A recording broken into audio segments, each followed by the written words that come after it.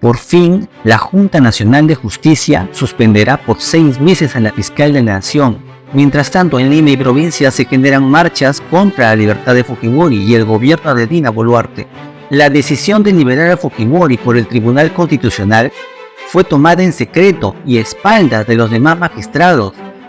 El proceso de liberar a Fujimori habría sido viciado.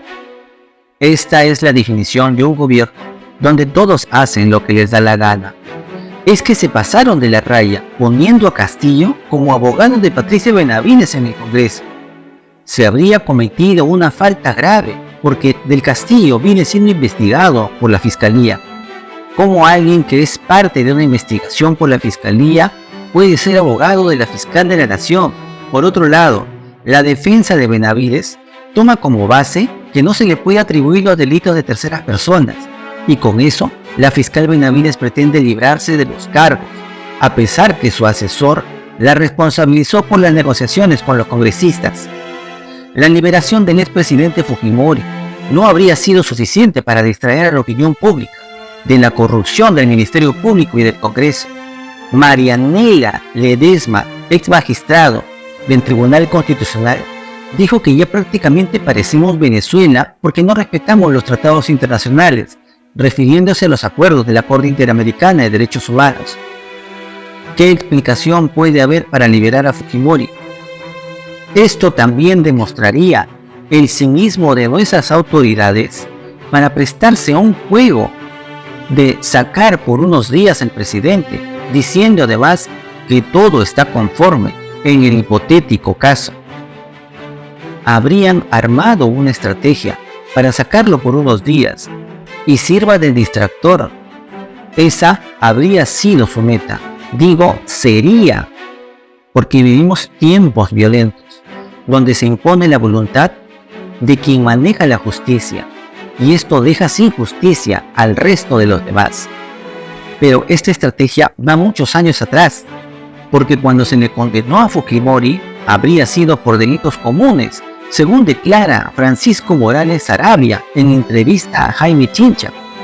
Y lo mismo afirma Miguel Torres, ex congresista y vocero de Fuerza Popular. La declaración completa de Miguel Torres figura en la siguiente transcripción. La sentencia del presidente Alberto Fujimori, en su parte resolutiva, no habla en ningún momento de lesa humanidad.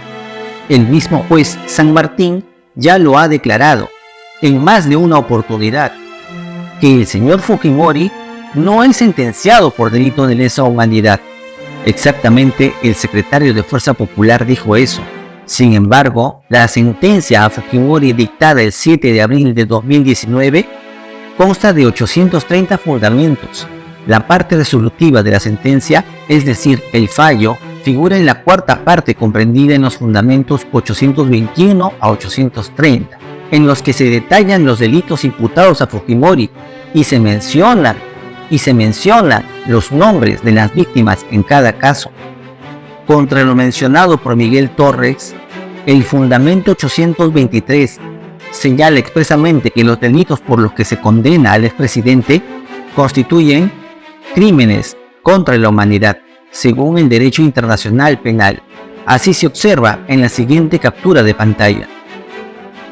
La decisión del Tribunal Constitucional de liberar a Fujimori se pone en duda, ya que se habrían vulnerado los derechos de los demás magistrados.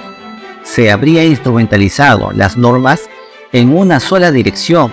La meta era liberar a Fujimori, y por lo que denuncian a los magistrados del Tribunal Constitucional que votaron a favor. Grave denuncia hacen los magistrados a sus compañeros del Tribunal Constitucional en Epicentro TV.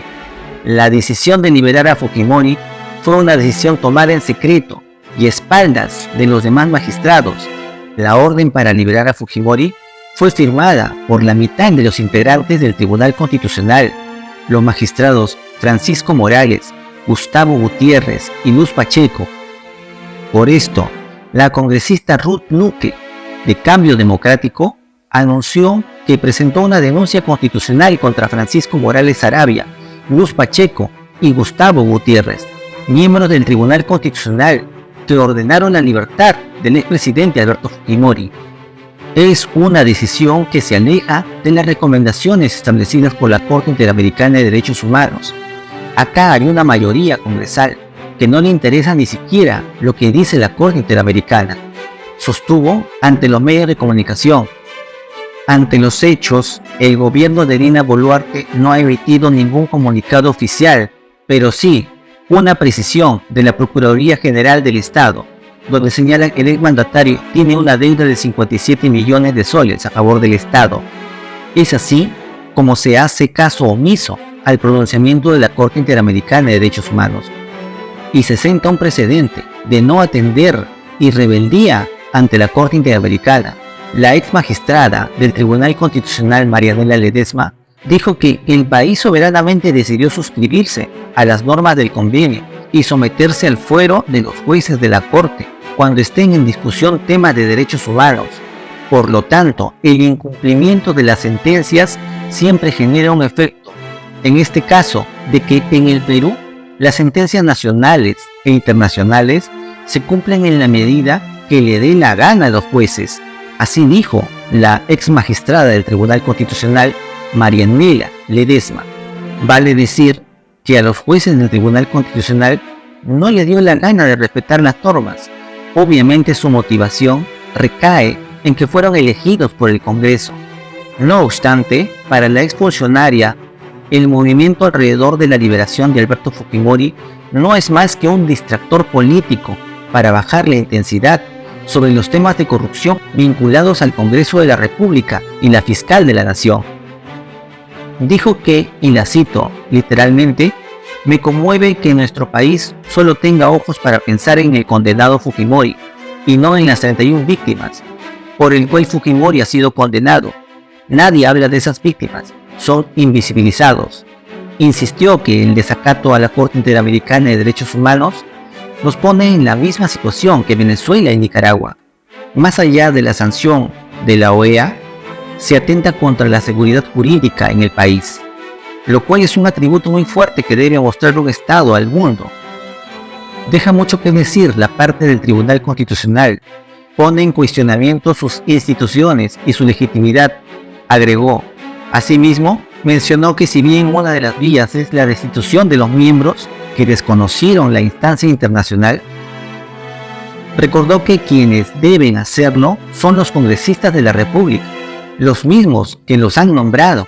Sobre la reparación civil, pese a que el ex dictador abandonó las instalaciones del penal este miércoles, ante la ratificación de un indulto humanitario, la Procuraduría General del Estado recordó que el condenado por las matanzas de Barrios Altos y La Cantuta tiene una deuda cerca a los 57 millones de soles, como reparación civil a favor del Perú. Vale indicar que el recurso declarado, fundado por el Tribunal Constitucional, no libera al condenado de pagar la reparación civil al Estado. Así también se comunica que este monto no puede ser cobrado, ya que el expresidente no registra ningún bien o propiedad a su nombre, para que pueda ser embargada como cobro de la reparación civil.